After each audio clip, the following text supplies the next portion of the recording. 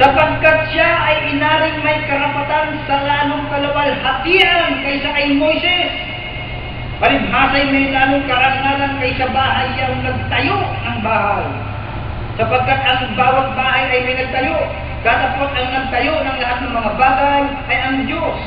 At sa katotohanan si Moises ay tapat sa buong sambahayan niya, gaya ng lingkod, na pinakapatotoo sa mga bagay na sasabihin pagkatapos, datapot si Kristo, gaya ng anak, ay puno sa bahay niya, na ang bahay niya ay tayo, kung ating ingatang matibay at ating pagkakatiwala at pagmamaturi sa pag-asa natin hanggang sa katapusan.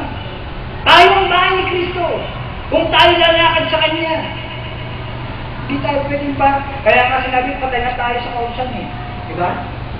Nangamatay na tayo sa kautusan. Kaya nga ang tanong niya sa Bible, o hindi pa ganun yung nalalaman mga kapatid na ang kautusan ay nag-aahari sa tao samantala siya nabubuhay? Tanong po yun. Hindi po nadidirekta na ang kautusan ay nag-aahari sa tao samantala siya nabubuhay. Patanong po. Hindi padiin. Hindi po padiin. Kundi si Kristo, tayo, bilang tayo bahagi sa katawan ni Kristo, tayo, kasangkap ng katawan ni Kristo, bagaman marami. Iisang katawan tayo kay Kristo. Yan ang tinatawag na Iglesia ng Diyos.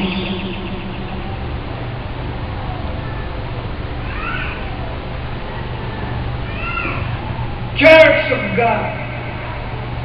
Gusali ng Diyos. Bahay ng Diyos. Kung ating iingatan matibay ang ating pong pagkakatiwala sa ating Panginoon si Kristo. Patuloy po, balikan natin ang Hebreo 8 ulit.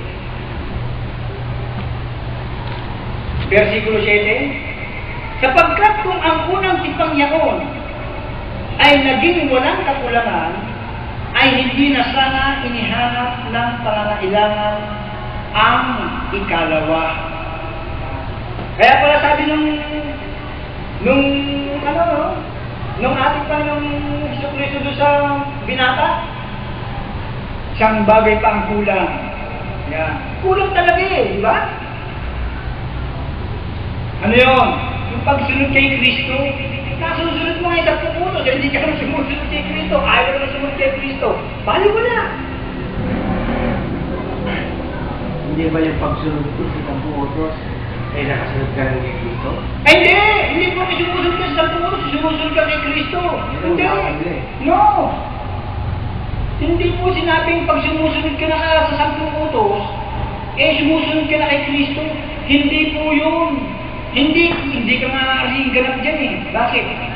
Kaya binigay sa utos para makilala mo ang kasalanan mo.